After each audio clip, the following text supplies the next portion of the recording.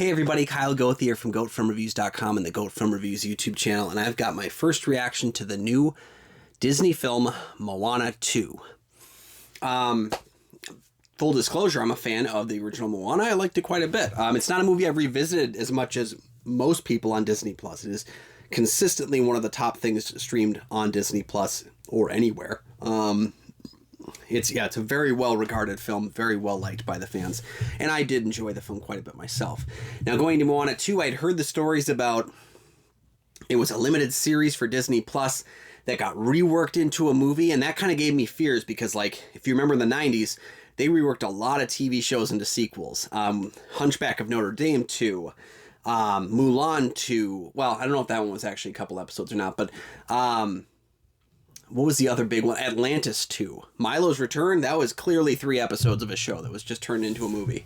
I can't remember if Mulan 2 or Pocahontas 2 were like that, but they did this quite often when a show wasn't going to work. They just reformed it into a movie, and it became very obvious. So I was thinking, is that what Moana 2 is going to be?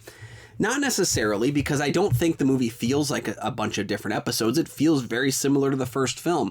The only difference is that it's missing so much of its heart. And primarily the biggest problems with the film, let me talk about the things I like first. I think the movie looks amazing. I think it's fantastic looking, very well executed action. The movie just looks fantastic. The design is really nice. I think Ali Cravalho, returning to voice Moana, does a great job. I think, again, some of the new actors that they got in here, David Fane, for example, who is in Next Goal Wins, I think he does a really good job as the kind of the older curmudgeon-y person in the village. There's some new performers in the film that I think work pretty well in it.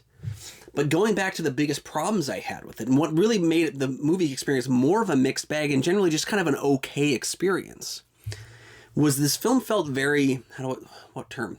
Shackled, I guess I would say. The film felt shackled to what was expected of a sequel to Moana, and so it never really threw away what wasn't working and embraced what was and tried to forge a new path.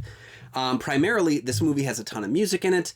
None of the songs really work. You can see the absence of Lin-Manuel Miranda from the first film to the second film because the music just doesn't hit. It just, leaving the theater, I mean, I just got home and I can't remember any of the songs from this movie at all. I couldn't even hum a song from this movie.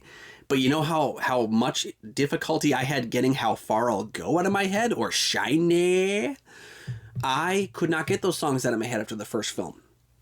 These ones, I can't even get them into my head to begin with. And I think there's just a lack of the heart in those songs. They weren't working. Throw them out. Just get rid of the music. I know that people think you have to make a sequel to a musical and make it a musical again. You don't have to. You know, it's kind of like if you made like the movie Rec. This is weird that I'm making this comparison, but the movie Rec, which is the Spanish language found footage films. A couple of those are found footage. And then part 3 kind of says it's part found footage and part not found footage. And part 4 is strictly just not found footage because they didn't want to do that again. You don't have to stay shackled to what came before, and I think the filmmakers felt like they had to. We were talking about 3 first-time film directors, which, again, made me feel like it was probably the 3 directors of the animated episodes that it got formed into. Again, the fact that that made it together and worked was pretty great, but you don't have to stay shackled to putting music in if the music just isn't working. Same thing with The Rock. I know I've harped on The Rock a lot on this channel, and I get that, like, I think that every time he comes out and does one of these like things like talking about like singing at Wicked, every time he talks about stuff like this, it just makes me realize how like distanced he is from the average film goer. But I always give him the benefit of the doubt when I go in, and you know what? He was great as Moana in the first movie. I don't think his performance is bad here at all. I just think Maui is unnecessary in this movie. Completely unnecessary, but the filmmakers knew people came to see Moana and saw Maui, so they want to see Moana 2 with Maui. But the film isn't Moana and Maui, it's Moana 2. This needs to be her story, and it needs to be about her growth. And how's a great way for her to grow is do what they did in the film. She brings a bunch of villagers on this mission with her. That's the story. Moana and these villagers not being able to get it together. And her leadership should be what's going on, because the film features her leading a crew into danger. She needs to be the wayfinder that we need her to be. That's her journey in this film. Maui has nothing to do in this movie. They give him things to do. They give him a purpose and a necessity in the film, but it's not necessary. Give that same purpose to someone else in the crew and let them build those smaller characters, because the problem is those characters are built with one single trait each. One of them is old and hates everything. One of them is like a super fan of Maui. One of them likes to tinker with stuff, maybe to the nth degree. That's their like traits, but like we don't get to dive into them as characters very much. They all kind of have one single definable thing about them.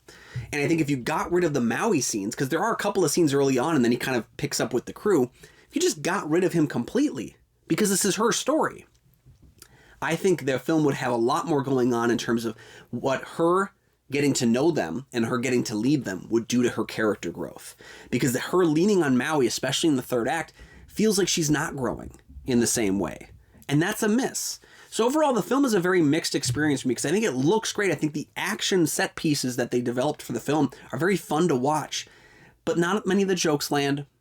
None of the songs land. And there's just too much time spent on things that don't really matter to the overall narrative in service of making the film palatable to market. And I think that's the problem with it here, is this feels like someone tried to copy and paste the first Moana, but like the ink smudged and it printed weird. And that's kind of what we have here, is a movie that overall just is missing something. It's missing the heart and soul of the first film. You don't need to bring back Lin-Manuel Miranda, but if you bring someone in who's making songs that don't work, you just throw the songs out and you work around it. Disney is a company that can do this. They have money, they have budget. If it's not working, get rid of it and try a new tactic. That's what they did in reworking the limited series into a movie, because they realized the limited series wasn't working the way they wanted it to. So they jammed it into a movie, and I think that was the fault. Was that they know that they can do it. They just chose not to with these elements, and I think the movie is worse for it.